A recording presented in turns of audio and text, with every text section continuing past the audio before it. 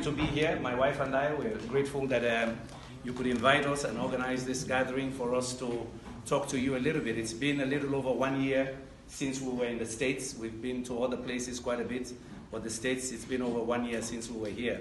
And of course, we never forget the Georgian hospitality. So thank you very much. I know we're going to have a very good evening here. It's supposed to be interactive, and my style is a town hall. That's what I'm used to doing for 2 decades now. So we'll make it interactive as much as we can. I will kind of put several segments to what I'll talk to you about. Why did I go home? It's a year ago. Some of you may have forgotten why, in fact, I quit my job and went home. Second, why I suspended my bid for flag bearer of SLPP. Third, how, in fact, we will create this grand coalition that can cause a tsunami in Sierra Leone. Yeah, the how of it. And why, in fact, you will make it happen. And why we should dare to, we should have the audacity to challenge the orthodoxy. So let me start. Why did I go home? As you know, I was part of the diaspora statistics. Yeah? Those of us who are out here laboring hard and sending so much money back home. You know, between $150 to $200 million a year, remittances go back there. In fact, during the worst period of Ebola, thanks to us, our cash that was going back. Yeah, and even now I noticed, a lot of us, in fact, some of us run municipalities. We pay school fees, we pay for the hospital charges for our people, we even pay for the water they buy, right? All of us here. So we make that economy run. I hope as they receive our money, they will also receive our ideas as well to make things better. So I went back home because I've been in development almost 30 years now, but more importantly, 20 years in the UN, the highest level. And we sit and we discuss global development issues, political crises from Yemen to Syria, and of course to Sierra Leone, Liberia, and Guinea with Ebola. And then of course in those meetings, we put up the data about human development, unemployment, you name it. Each time they put up those statistics, we are at the bottom of the heap. Yeah, either we are amongst the last 5, or sometimes we are the worst.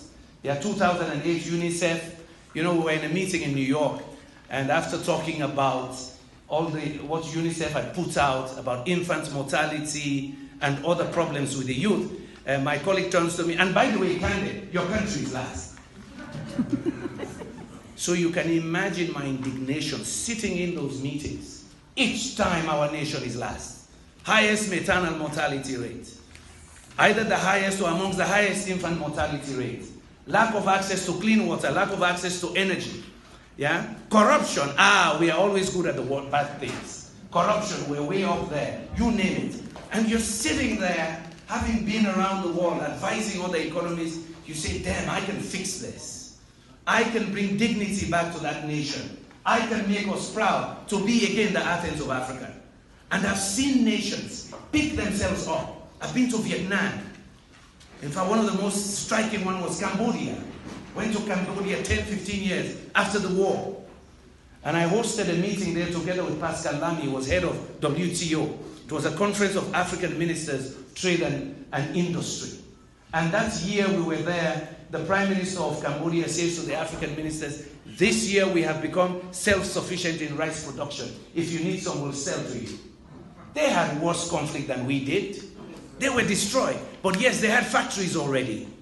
60, 70% of the employees are women, making shoes and clothes that were sold back in Western markets. And I say, wow, here's what they did in 5 years, in 10 years, 15 years.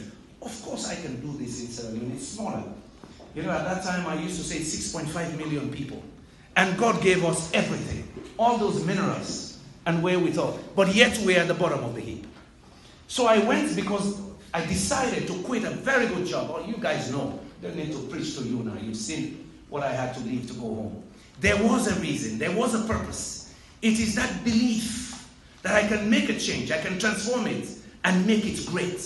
I don't want to copy Donald Trump to say make America great again. But by gosh, it is correct. We can make Sierra Leone great again. We can have a Forabe college. We can have a Forabe college that we're proud of. Yeah? There are some people in this room, we left Sierra Leone the same month. Yeah? He from Frobe College, me from Jala University College. He going to do public health management and administration. I went in to do ag economics and full of dreams that we're going to go back with the best American education.